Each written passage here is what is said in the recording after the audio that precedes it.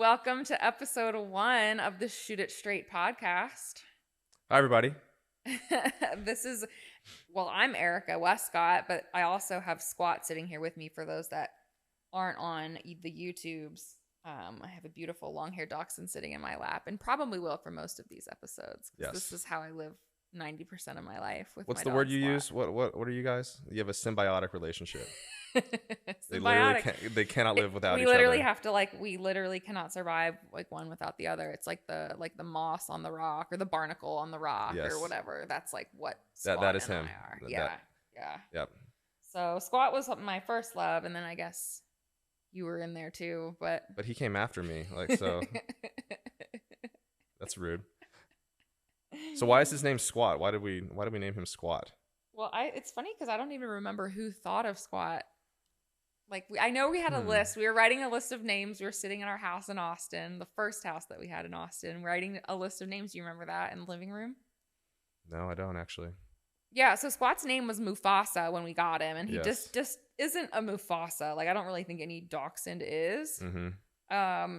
Even though that name is really cute. It was when The Lion King had come out or whatever, the real version in 2019, and we were like, no to the Mufasa. It's got to be something else. And I think we just kind of went down the rabbit hole of writing down names. We went in the fitness rabbit hole, and Squat totally stuck, obviously, because his legs were short and everything too. So there was double meaning. Mm-hmm. And Squat is king. And Squat is king. The Squat is the king of all fitness exercises, and we have. We'll probably talk Squat about is the the king. Squat and not this squat, but Mhm. the Squat a lot think on we this have to. podcast. Yes. We do lots of squatting in my programs, yes. in every program we've ever written. You taught me how to squat with a barbell. I did. Yeah. Thank you for giving me credit for that. You used to not give me much credit for helping Well, you. you keep telling me lift. that. Well, a lot of people in my life will take credit for my fitness, and I think that's obnoxious. Because I am responsible for most of it, but Right. you don't need to take credit for that. But you can take credit for teaching me how to lift a barbell because I think that's true. But when I was teaching Erika how to squat, we were doing the low bar back squat, and you got to be a pretty hardcore fitness person to know the difference that there are different versions of a barbell squat, even Yes. putting it on your back. I mean, let alone Yes. going into the front squat, the overhead squat, go on and on, but there's different back squats.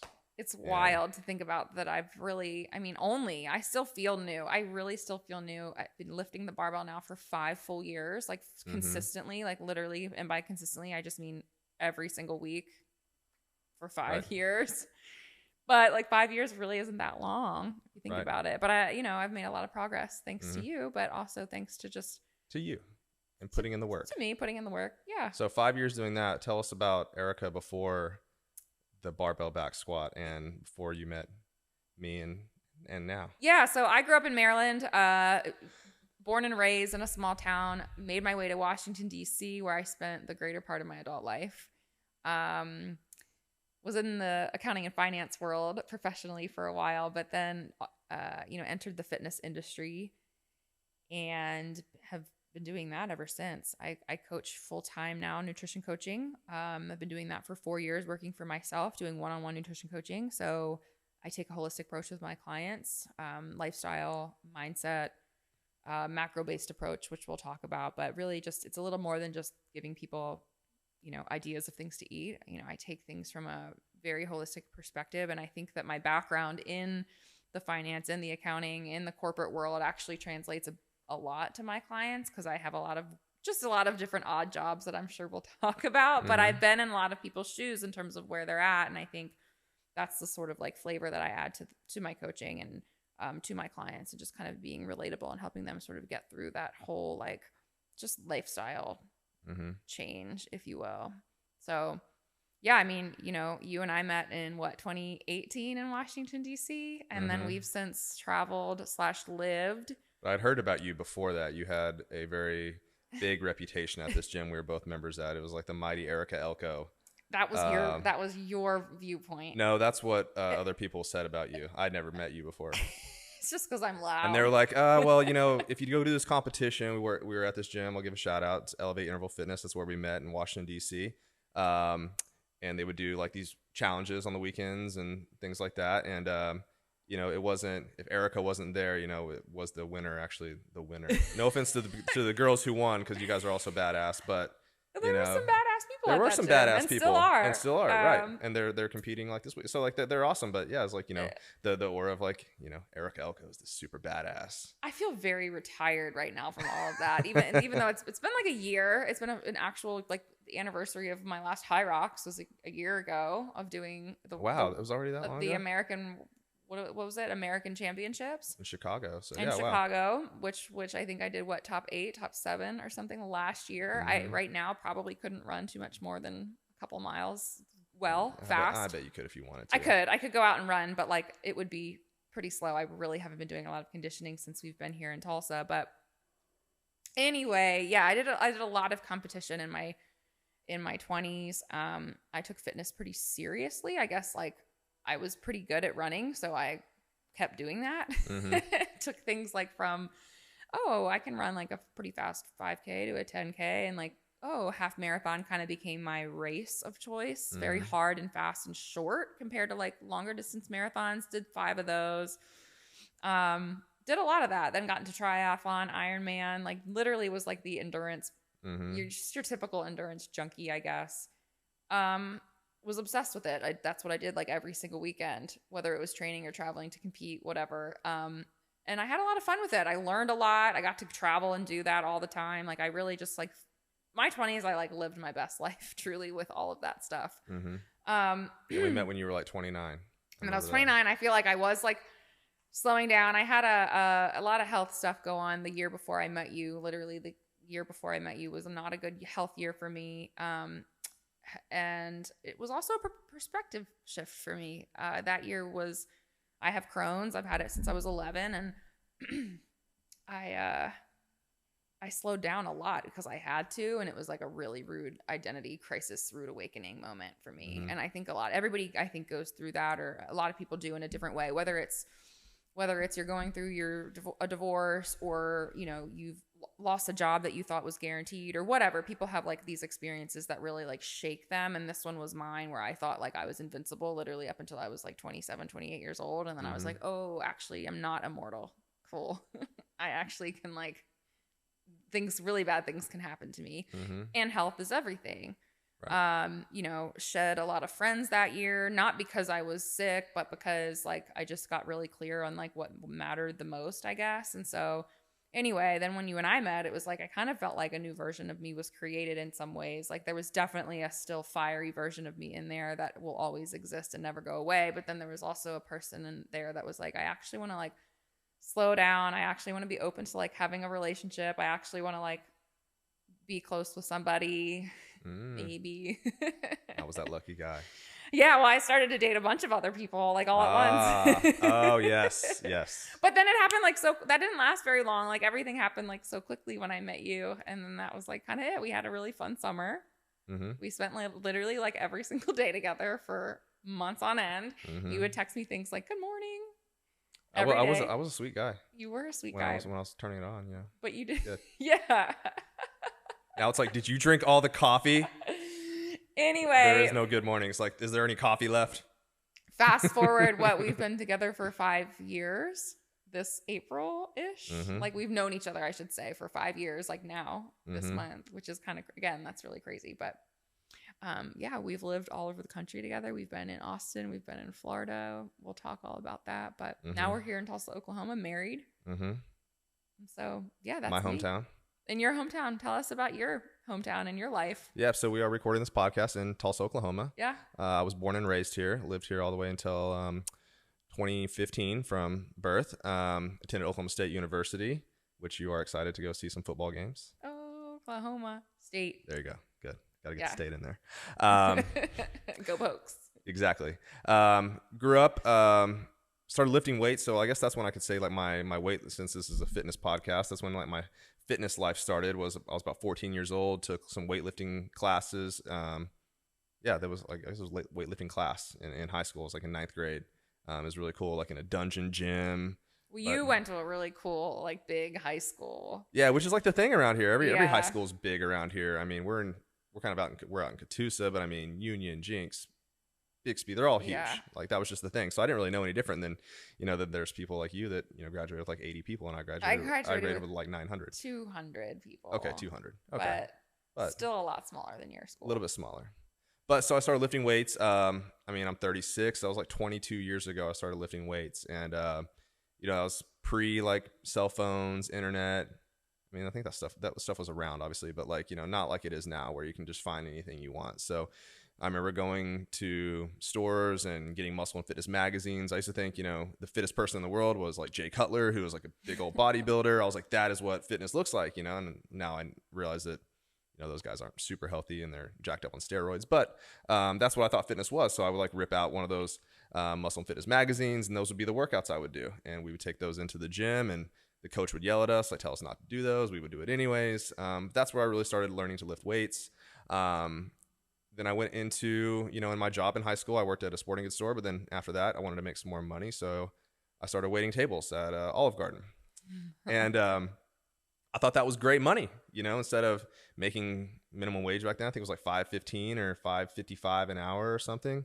What I was making at my sporting goods job, I would make $100 a night waiting tables. So I was like, wow, this is awesome. This is a cool job. And then when I went to college, my guidance counselor was like, well, what do you do for work? And I was like, I wait tables. She's like, do you like the restaurant business? And I was like, yeah, I do. It's fun. And I make good money. So I thought, you know, you'd make more money as you moved up in the restaurant business. I was sorely mistaken.